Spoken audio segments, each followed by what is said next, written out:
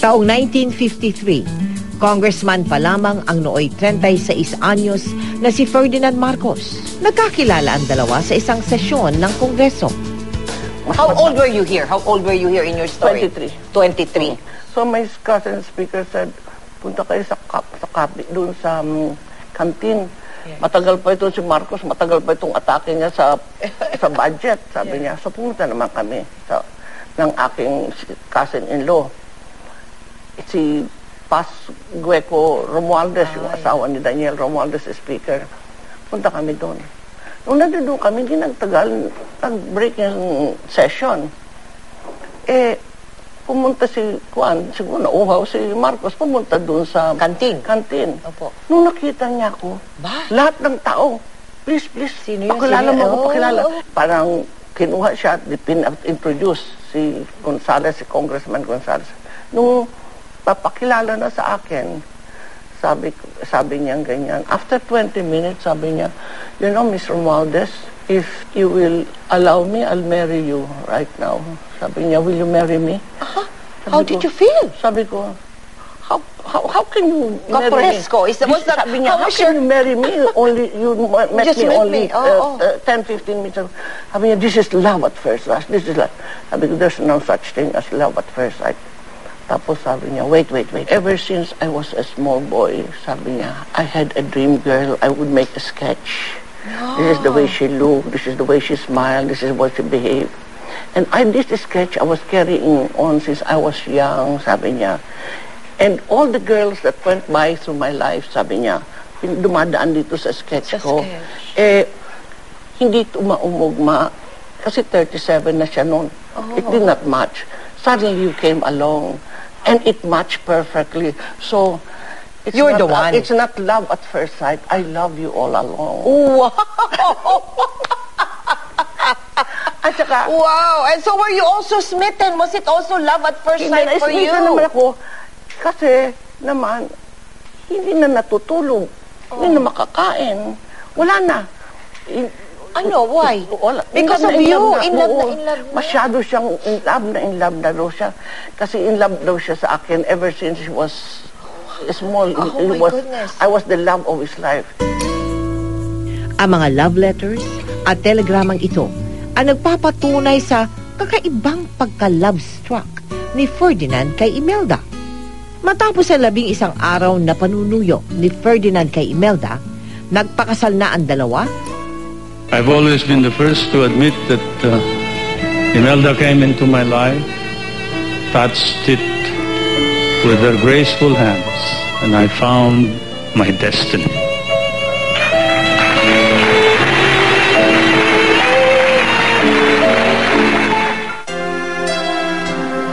Matapos ang kanilang kasal at honeymoon, ay dito nga sa San Juan Mansion tumuloy ang mag-asawa. Makikita rito ang dating tanggapan ni Ferdinand nang siya'y nagsilbi bilang congressman at senador. Gaya ng ibang bahagi ng bahay, puro bakas na lamang ng nakaraan ang matatagpuan dito. Maraming bagay ang nakadisplay na tila paalala ng kasaysayan, ngunit kung sariwain ni Imelda ay parang kahapon lamang. Now, also, you will know the success of a person as a leader. They were saying that Marcos was a dictator. A dictator does not consult the people. The 20 years that he was president, 16 elections, plebiscites, referendum, almost every year. And then here, you will see here the true evidence that a leader is successful is not when you are rich, not when your country is economically, financially doing well and all of that. Not that. It is peace and order. And you will see New York has somewhere 500 per 100,000. Manila has 24 per 100,000. The lowest crime rate in the world was Manila. When Manila was the lowest crime rate, then I knew I was successful. 10 taong tumira dito ang pamilya Marcos bago sila lumipat sa Malacanang nang mahalal bilang presidente si Ferdinand taong 1965. Sinasabing malaki ang kontribusyon ni Imelda sa pagkakapanalo ng asawa dahil sa tulong nito sa pangangampanya sa buong bansa. Bilang isang first family na ang kinagisnan ng 3 anak na sina Amy, Bongbong at Irene. How were you and the president as parents to your children in your family life? Was there a normal life when you were together? It was heavenly romantic life. Oh, heavenly Ay, romantic, naku, really? I don't remember us having yung angry with each other. You never argued? You never Nagtatampo lang fought? ako kuminsan kasi busy siya, presidente siya, Yes. or congressman siya. Between you and the president, sino po ang disciplinarian sa mga bata? Alam mo ako, ang aking pagdisiplina iba eh. Hindi ako nagsasabi, oy, kayo, maging ganito. Pagka ganito, papaluin ko sila. Hindi eh. Ako ang dinidisiplina kung magdidisiplina ko sa mga anak ko. Ako ang magdidisiplina sa sarili ko.